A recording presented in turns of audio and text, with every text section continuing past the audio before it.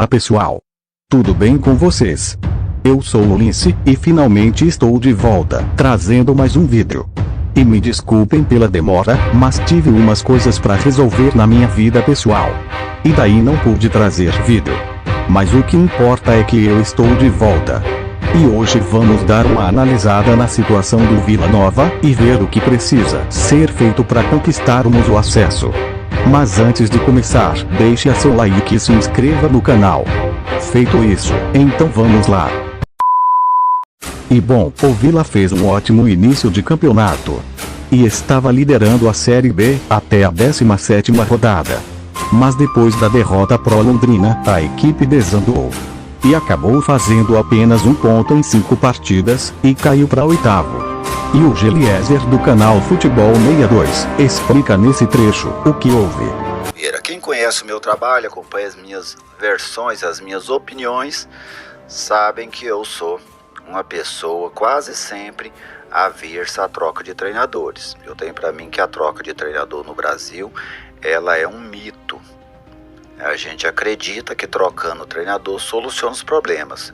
Quem tiver mais de 40, eu sei que tem muito garoto aí na live, talvez eles não vão lembrar disso, mas quem tem aí de 35, 40 para frente, eu tenho certeza que vai lembrar. Antigamente, quando a gente ficava doente, tudo era o biotônico Fontoura, sabe? A mãe da gente lá enchia aquelas colheradas de biotônico Fontoura e dava pra gente. Aquilo servia pra tudo. A bula do biotônico, vocês já leram a bula do biotônico? A bula do biotônico cura qualquer coisa, qualquer coisa. De dor de cabeça, a perna quebrada, ela servia para tudo. E aqui no Brasil, a gente tem a troca de treinador é tipo o biotônico Fontoura era pra gente lá antigamente, né? Servia para tudo. E não é assim. A gente não soluciona tudo trocando o treinador. Agora, nesse caso, envolvendo o Claudinei, para mim a troca é um risco. É um risco. Só que o Claudinei, que eu defendi o trabalho dele, eu não defendi quando o Vila manteve ele, porque é muito fácil eu chegar aqui e falar que eu queria que ele permanecesse. Eu achei muito arriscada a manutenção dele para a Série B.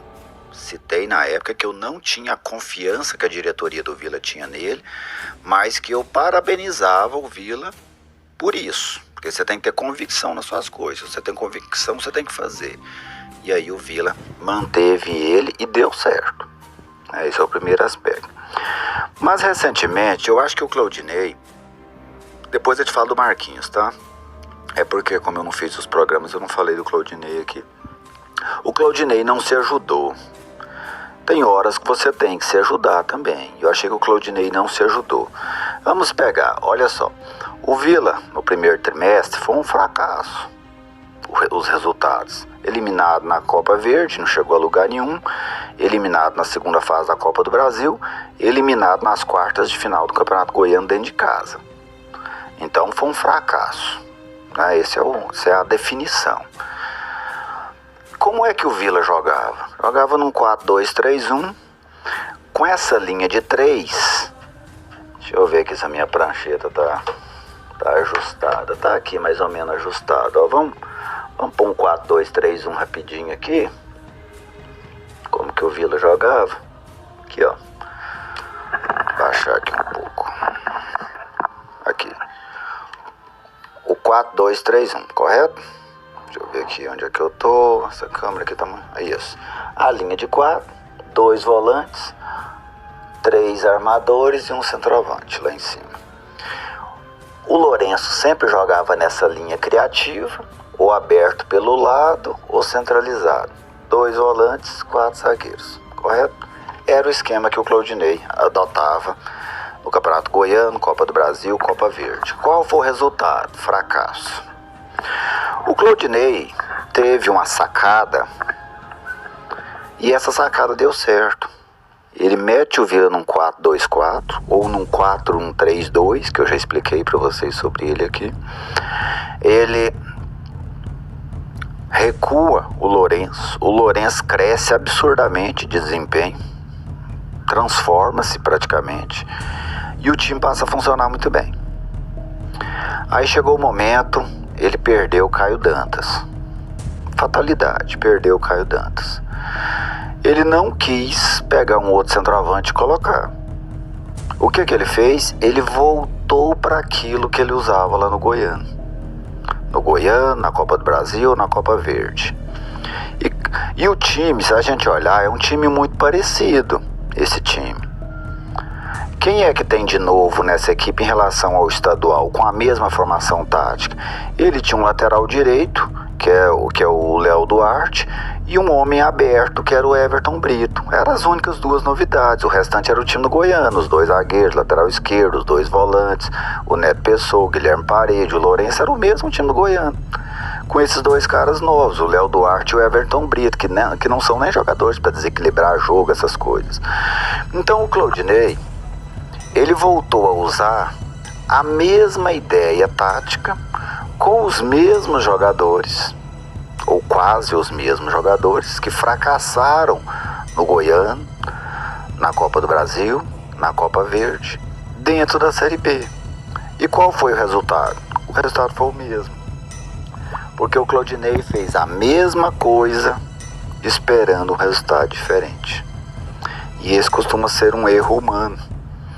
O ser humano, ele tem muito isso, de fazer as coisas do mesmo jeito, falar, não, mas dessa vez vai ser diferente. E o Claudinei insistiu tanto, que ele insistiu isso em 5 jogos. Em 5 jogos. Então, aí ficou indefensável. Porque eu vim defendendo o Claudinei, vim defendendo. Para esse jogo, por exemplo, contra o Sport, o Claudinei tem que mexer no time. O Hugo, eu nem concordei com o ultimato que o Hugo deu pro Claudinei, que ele garantia até o jogo contra o Sport. Acho que não é uma declaração que agrega, mas estava dado. O Claudinei sabia que esse jogo era o ultimato. Mexe no time, Claudinei. Muda o time. Usa da formação que o Vila ganhou os pontos. Para que é que você vai insistir com algo que tá dando errado? E tava dando errado. O Vila perdeu pro Londrina, perdeu pro Ceará, empatou com o ABC, 3 resultados horrorosos, tomou um sacode do Novo Horizontino. E aí, nesse mesmo cenário, o Claudinei vai lá, me pareceu até uma birra, uma pirraça, eu lembrei de pirraça, sabe, menino fazendo pirraça, foi o Claudinei. Aí ficou insustentável, porque ele mostrou que ele não queria mudar, que ele podia fracassar, mas ele ia fracassar abraçado nessa ideia, justamente a ideia que ele rompeu com ela para fazer dar certo. Porque foi essa ideia que ele abandonou no início da Série B para que o Vila fizesse um grande primeiro turno. E aí o Claudinei, de repente, por não ter o Caio Dantas, ele deixou de acreditar no sistema que ele tinha formado. E aí voltou para essa formação que deu o mesmo resultado que deu lá no Goiano, na Copa Verde e na Copa do Brasil. E depois da saída do Claudinei, chegou o Marquinhos Santos, que logo no primeiro jogo fora contra o Juventude, o Vila venceu por 2-0. E depois empatou em casa em 1-1 com o Avaí. E em seguida venceu o Mirassol por 2-0 no Oba. E na última partida perdeu para o Criciúma por 1-0. E essa é a atual situação no campeonato. 42 pontos conquistados em 25 jogos. E agora, eu vou estabelecer metas para o Vila conquistar o acesso. Historicamente, quem tem mais de 50 pontos, após a 30ª rodada, sobe. E esses são os adversários do Vila, até os 30 jogos. Então minha meta é de 54 pontos. E a meta mínima é de 51. Se o Vila não conseguir chegar até os 51 pontos, teremos sérios problemas. E para o jogo contra o CRB, eu colocaria esse time. E para as próximas partidas, o Ralf teria que voltar no lugar do Cristiano. E se o Lourenço ficar de fora, eu colocaria o Souza para suprir.